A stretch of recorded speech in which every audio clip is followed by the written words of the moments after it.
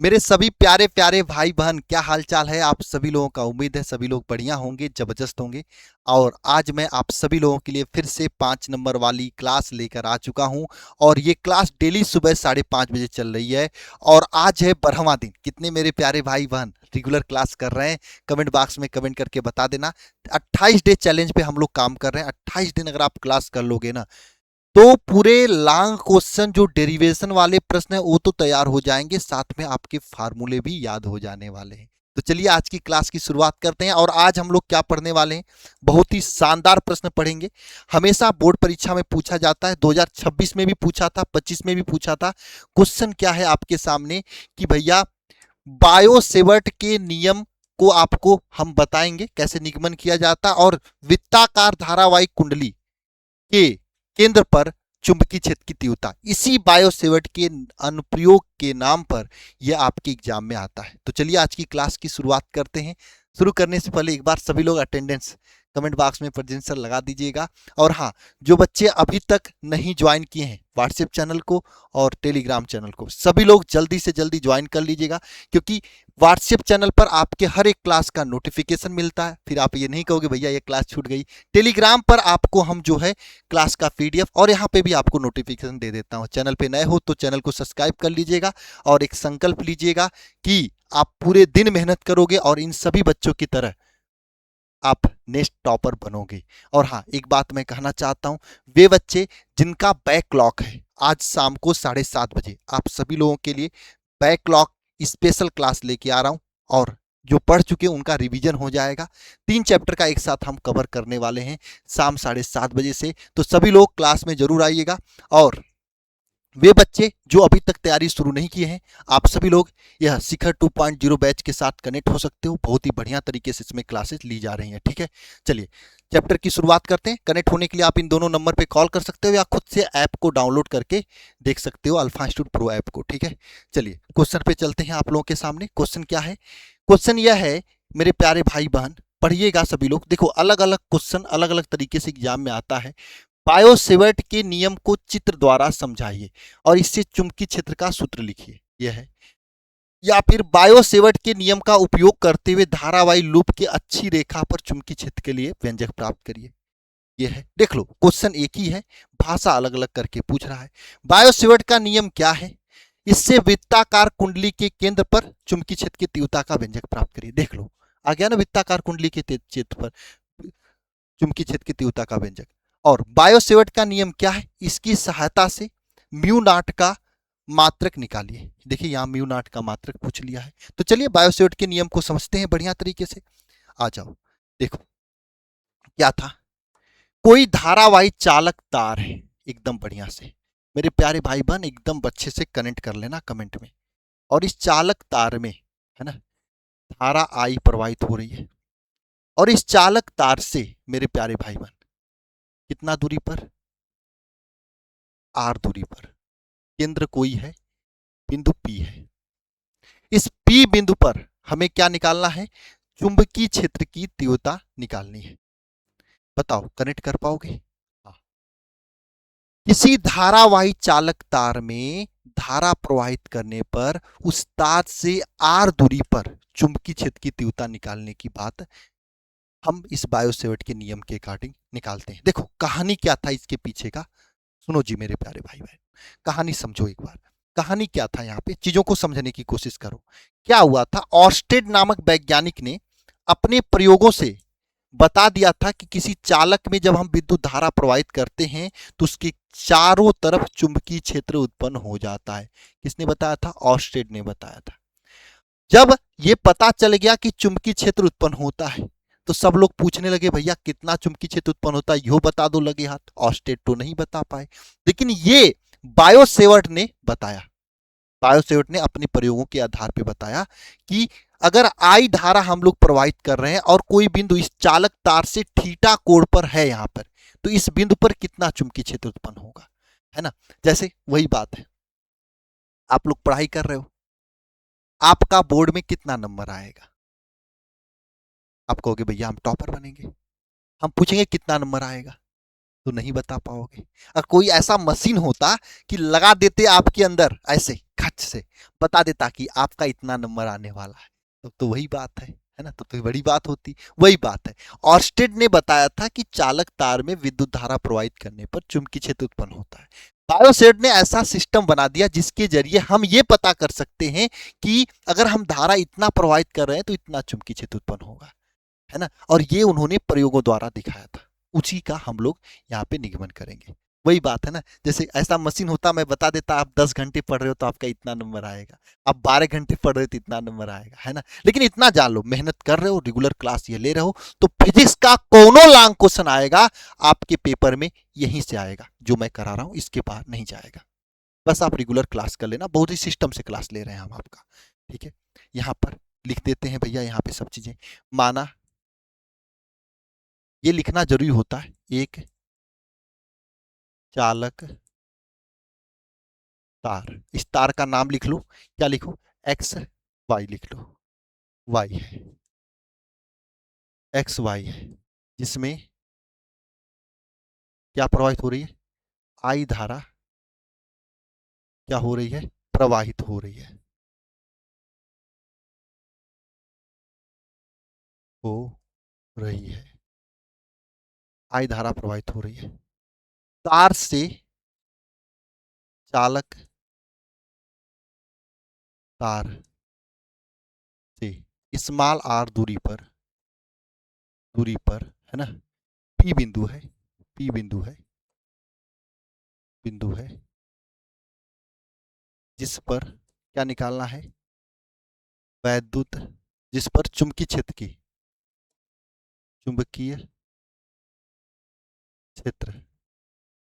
की तीव्रता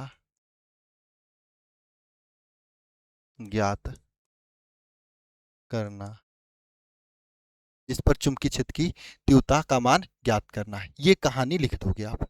जो लोग बोलो जी सरकार, क्लियर है मेरे प्यारे भाई बहन, क्लियर है ना यार। चलो जी आ जाओ यहाँ पे। अब देखो, बायोसेवर्ट ने, किसने, बायोसेवर्ट के प्रयोगों प्रयोगों से देखे देखा ना, प्रयोगों से, ठीक है, क्या होता है यहाँ पे जो चुंबकीय क्षेत्र की तीव्रता डीवी, देखो अब क्या है ना, इस पूरे चालक तार के कारण चुंबकीय क्षेत्र की तीव्रता निकालने के बजाय हम लोग एक छोटा सा लंबाई मान लेते हैं, कितना, इतना, इतना, इसको मान लेंगे डीएल, इसका निकाल लेंगे, बाकी जब पूरा निकालना होगा तो इसी का समाकलन कर देंगे, हो जाएगा। अब जैसे आप लोग देखते होंगे कहीं पे, सबका पता करने से बजाय सब लोग एक लोग का पता करके उसी में गल कर लेते हैं, तो यही है ना, यही है। यहाँ पर इतना का पता करके हम इसका समाकलन करेंगे, पूरा कहा जाएगा, ठीक है। चलो, तो चुंबकीय क्षेत्र dB इज इक्वल टू, बायोसेवर्ट के प्रयोग के हिसाब से इन्होंने बताया कि इसमें प्रवाहित जो धारा कर रहे हो आप, धारा जो इसमें प्रवाहित कर रहे हो आई, इसके समानुपाती होता है, यानी धारा बढ़ाओगे तो चुंबकीय क्षेत्र भी बढ़ेगा। इन्होंने बताया कि dB का मान जो होता है उसमें प्रवाहित धारा के अनुक्रमानुपाती होता है, ठीक है। उन्होंने बताया कि dB का मान, जो इसकी लंबाई, जितना लंबा लोगे उतना ज्यादा चुंबकीय क्षेत्र उत्पन्न होगा, तो लंबाई dl के, है ना, लंबाई dl के अनुक्रमानुपाती होती है। उन्होंने बताया कि dB का मान जो है, इसके बीच का ये कोण थीटा जो है, इसके साइन थीटा के समानुपाती होता है। उन्होंने बताया कि dB का मान जो है, ये क्या होता है, इनके बीच की दूरी के व्युत्क्रमानुपाती होता है, 1/r² के समानुपाती होता है। ये इन्होंने पूरा प्रयोगों से बताया था। इसको समीकरण नंबर 1 मानो, 2 मानो, 3 मानो, 4 मानो, ये इन्होंने प्रयोगों से बताया था। जब प्रयोगों से इन्होंने सब कुछ बता दिया तो इसके बाद क्या हुआ, इसके बाद, है ना, समीकरण 1 2 3 4 से, ध्यान देना, समीकरण 1 2 3 एंड 4 से क्या होगा, जो चुंबकीय क्षेत्र dB है, ये प्रोपोर्शनल होगा आई dl साइन थीटा अपान r² के, है ना, इसके प्रोपोर्शनल हो जाएगा। अब मेरे प्यारे भाई बहन ध्यान से समझना, ये प्रपोर्शनल का जो चिन्ह है इसको हटाने का प्रबंध किया जाएगा। प्रबंध कर दें तो कहो आप लोग।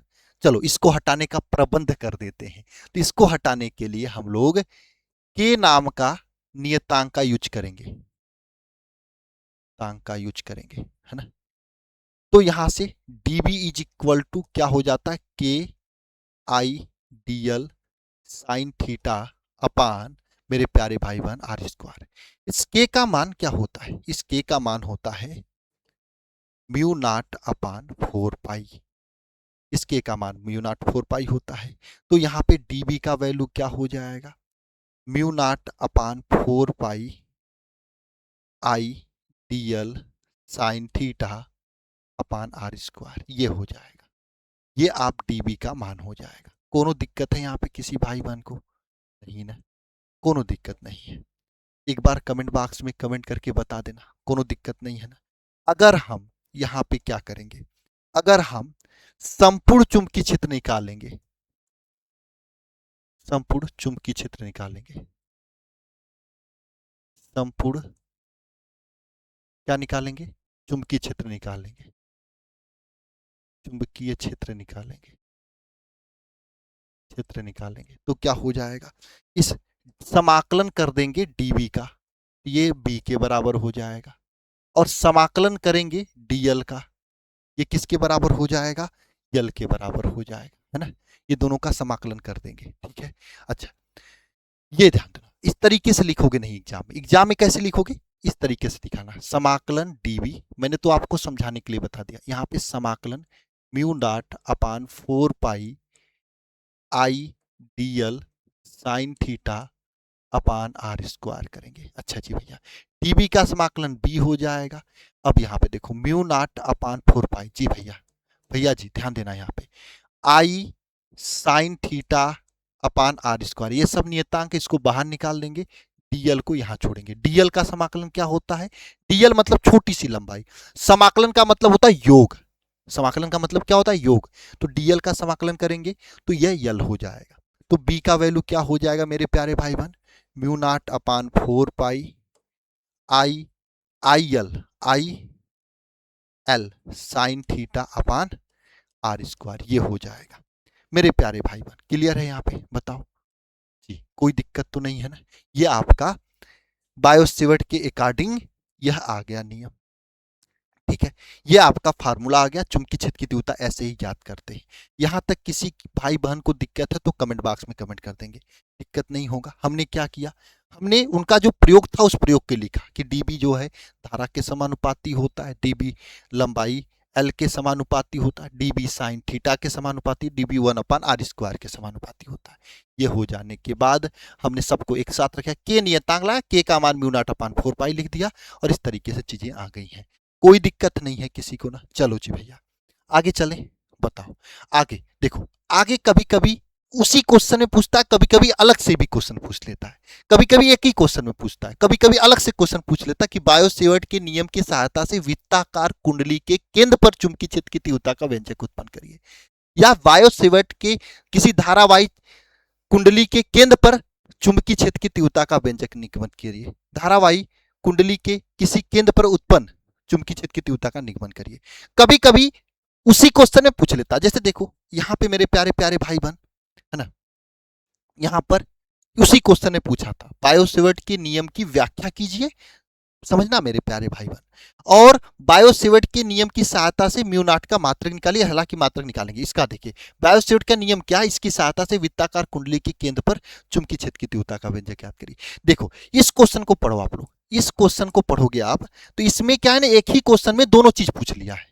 कभी कभी क्या करता है कि आपसे केंद्र पर चुंबकीय क्षेत्र की तीव्रता जो है अलग से पूछता है, केंद्र पर चुंबकीय क्षेत्र की तीव्रता जो है अलग से पूछता है।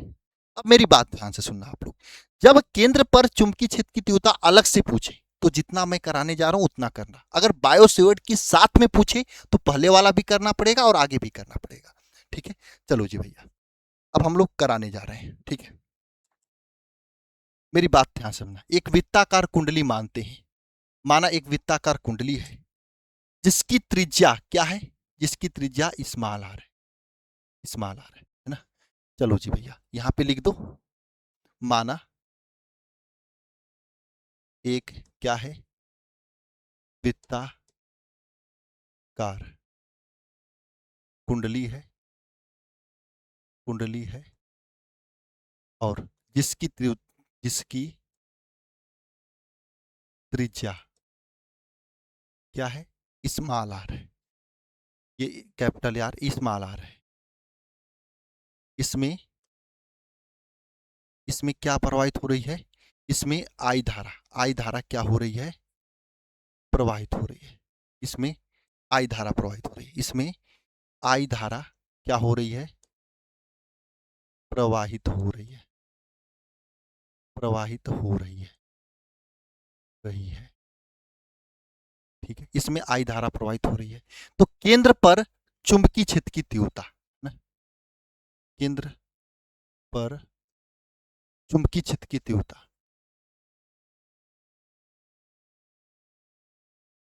क्षेत्र की तीव्रता क्या होगी।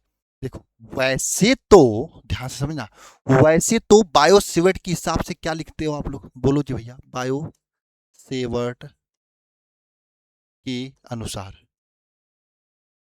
अनुसार क्या होता है। अच्छा जी भैया, यही होता है, TB is equal to mu not upon 4 pi I D L sine theta upon are square होता है ना। अब यहाँ पर ठीक है, यहाँ पर क्या हो जाएगा, यहाँ पर क्या हो जाएगा, ध्यान से समझना। केंद्र पर चुंबकीय क्षेत्र की तीव्रता निकालना है, तो हम लोग क्या करेंगे यहाँ पर, है ना। ये देखो देखो मेरी बात को ध्यान से समझना। अगर हमें केंद्र पर चुंबकीय क्षेत्र की तीव्रता निकालनी है तो हम लोग क्या करेंगे यहाँ पर, सबसे पहले तो थीटा देखो, कभी भी यहाँ पे कोण जो होता है, स्पर्श रेखा बनाते हो तो 90 अंश का कोण होता है। तो कभी भी यहाँ पे थीटा जो होगा कितना होगा, 90 अंश का होगा। और साइन 90 का मान मेरे प्यारे भाई कितना होता है, बताओ, साइन 90 का मान 1 होता है, तो इसमें हम 1 रख देंगे। तो डीबी का मान क्या आ जाएगा, डीबी का मान क्या हो जाएगा, dB is equal to mu not upon 4 pi, है ना। यहाँ पे क्या हो जाएगा, I D L sine 90, sine 90 upon are square. ठीक है, अब मैं यहीं पे लिख रहा हूँ, ध्यान से समझना। यहाँ पे D B is equal to क्या हो जाएगा, साइन 90 का वैल्यू 1 हो जाएगा, I mu not upon 4 pi I D l upon are square हो जाएगा, चूंकि साइन 90 का मान 1 होता है, इसका मान 1 के बराबर होता है। अब ध्यान से समझना, अब हम लोग ना वृत्त के केंद्र पर चुंबकीय क्षेत्र की तीव्रता निकालेंगे। अब देखो डीएल मतलब क्या होता है, चालक तार की लंबाई होती है। अब ये देखो, इस वृत्त की चालक तार जो ये वृत्त है, इसकी लंबाई क्या होगा, पूरी लंबाई ऐड करो, क्या हो जाएगा, पूरी लंबाई क्या हो जाएगा, पूरा लंबाई ऐड करोगे, ये पूरा लंबाई, मैं गोला गोला कर रहा हूं ना, ये पूरी लंबाई इसका कितना हो जाएगा, बताओ, इस चालक तार की पूरी लंबाई कितना हो जाएगी, बताओ, इस चालक तार की पूरी लंबाई कितना हो जाएगी। देखो गोला गोला, मैं आप लोग कॉपी में गोला गोला मत कर देना, मैं बस अच्छा लगने के लिए करा रहा हूँ, ठीक है ना। चालक तार की पूरी लंबाई कितना हो जाएगी बुआ, बोलो, पूरी लंबाई जितना गोला गोला किया, ये पूरी लंबाई कितना हो जाएगा, ये चालक तार की पूरी लंबाई कितना हो जाएगी, डीएल का मान कितना हो जाएगा, बोलो, डीएल का मान, पूरी लंबाई डीएल का मान कितना हो जाएगा, बताओ, पूरी लंबाई अगर देखोगे, देखो, तो हम यहाँ पे क्या करेंगे, समाकलन डीबी निकालेंगे, is equal to mu not upon 4 pi I upon are square समाकलन डीएल। अब देखो यहाँ डीबी का मान क्या हो जाएगा, बताओ, बोलो बोलो, बी हो जाएगा, चुंबकीय क्षेत्र की तीव्रता बी हो जाएगी, पूरी तीव्रता तो बी ही हो जाएगी भैया, ये बी हो जाएगा। यहाँ पे mu not upon 4 pi I upon are square DL, इसका समाकलन क्या होगा भैया, पूरे वृत्त की परिधि, पूरा डीएल मतलब, हम देखो कभी भी हम छोटू से लंबाई का समाकलन करते हैं, पूरा लंबाई हो जाता है, मेरी बात को समझना, छोटू से लंबाई का समाकलन करेंगे पूरा लंबाई हो जाएगा, इतना सा समाकलन करेंगे पूरा वृत्त हो जाएगा, पूरा वृत्त की क्या हो जाएगा, पूरा घेराई किसके बराबर, आप कह सकते हो परिधि के बराबर होगा। अच्छा एक चीज और जान लो, अगर मान लो ईंट का समाकलन करेंगे तो दीवार बन जाएगा, दीवार का समाकलन करेंगे तो मकान बन जाएगा, मतलब समझ रहे हो, एक एक बिंदु बिंदु जोड़ के काम हो रहा है। तो यहाँ पे क्या हो जाएगा मेरे प्यारे भाई बहन, यहाँ पे क्या हो जाएगा बताना। यहाँ पर इसकी परिधि, परिधि क्या हो जाएगा, 2 पाई r हो जाता है परिधि, ठीक है। अब देख लो, अब यहाँ पे चीजें क्लियर हो चुकी हैं।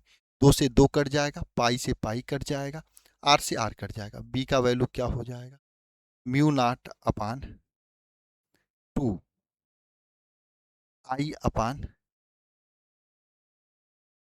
यही बचेगा। यही आपका फार्मूला हो गया वृत्त के केंद्र पर। क्या करना था मेरे सरकार, कुछ भी नहीं करना था, चित्र बनाना था, लिखना था चित्र में ऐसे ऐसे हो रही है, धारा बह रही है, और यहाँ पे साइन थीटा 90 कर देना था, और डीएल के यहाँ पर 2 पाई r कर देना था। लेकिन यहाँ पे समाकलन करने के बाद ना, समाकलन करने के बाद बस काम हो गया था। बोलो चलो जी भैया, समझ में आ गया सभी को। चलो जी भैया, आप लोग लव का इमोजी कमेंट भी नहीं करते हो, इतना लोग क्लास देखते हो लेकिन कमेंट कोई नहीं करते हो। दिल से अच्छा लगता है आपका कमेंट देखने के बाद, जरूर किया करो। अब ये महत्वपूर्ण सूत्र की बात कर लेते हैं। अनुगमन वेग तथा धारा के मध्य संबंध क्या होता है, I बराबर NEA/VD होता है। धारा घनत्व तथा अनुगमन वेग के बीच संबंध J इज इक्वल टू क्या होता है, धारा घनत्व I/A होता है, आपको पता है ना। तो यहाँ पे NEA/VD/A हो जाएगा, A से A कट जाएगा, यहाँ पे NEVD हो जाएगा, ये धारा घनत्व से हो जाएगा। प्रतिरोध R इज इक्वल टू क्या होता है, बम बम भोले अब तो रोले, रो इज इक्वल टू क्या हो जाएगा, RA/L हो जाएगा, है ना। और प्रतिरोध की ताप पर निर्भरता, ये आपको बताना है कि प्रतिरोध ताप पर कैसे निर्भर करता है, इसका फार्मूला क्या होता है ना। और साथ साथ में अर्धचालक, अर्धचालक है तो इसका प्रतिरोध, जी भैया, ताप बढ़ाने पर क्या होता है, और चालक के प्रतिरोध के बारे में भी बताना है। चालक है तो इसका प्रतिरोध ताप बढ़ाने पे क्या होता है। जी भैया, ये दोनों चीज आपको कमेंट बॉक्स में कमेंट करके बताना। और आप लोग जवाब नहीं देते हो, मैं देखा हूँ सब लोग जवाब नहीं देते हैं। क्यों भैया नहीं जवाब देते हो, बताओ क्यों नहीं जवाब देते हो। और अगर मेरी मेहनत दिल से अच्छा लग रहा है तो अपने दोस्तों को जरूर शेयर करना। इंस्टा उस्टा चलाते हो तो उस पर स्टेटस लगा देना कि आज का महत्वपूर्ण सूत्र, आज कितना तारीख है, 2 अगस्त का तारीख है, कि महत्वपूर्ण सूत्र कितना है। जी भैया, एकदम दम लगा देना, ठीक है, मजा आ जाएगा, फिर तो मजा आ जाएगा एकदम, है ना। ठीक है, मजा आ जाएगा ना। तो लगा देना दम, सभी लोग हर जगह स्टेटस लगा देना। आप इसी को लगा दिया करो, इससे याद हो जाएगा। आप क्लास का लगा दिया करो। देखो ये सब चीजें क्या होती है ना, जितना ध्यान से दोगे उतना बढ़िया रहेगा। और मैं इसका PDF टेलीग्राम में अभी अपलोड कर दूंगा, और वे बच्चे जो तैयारी शुरू से करना चाहते हैं बैच में आ सकते हैं। और आज शाम को आपका रिवीजन क्लास भी है, तो बढ़िया से आप लोग कनेक्ट कर लेना। शाम को रिवीजन क्लास में कौन कौन आ रहा है एक बार बता देना मुझे, ठीक है। मिलते हैं नेक्स्ट क्लास में, सभी को जय मां सरस्वती।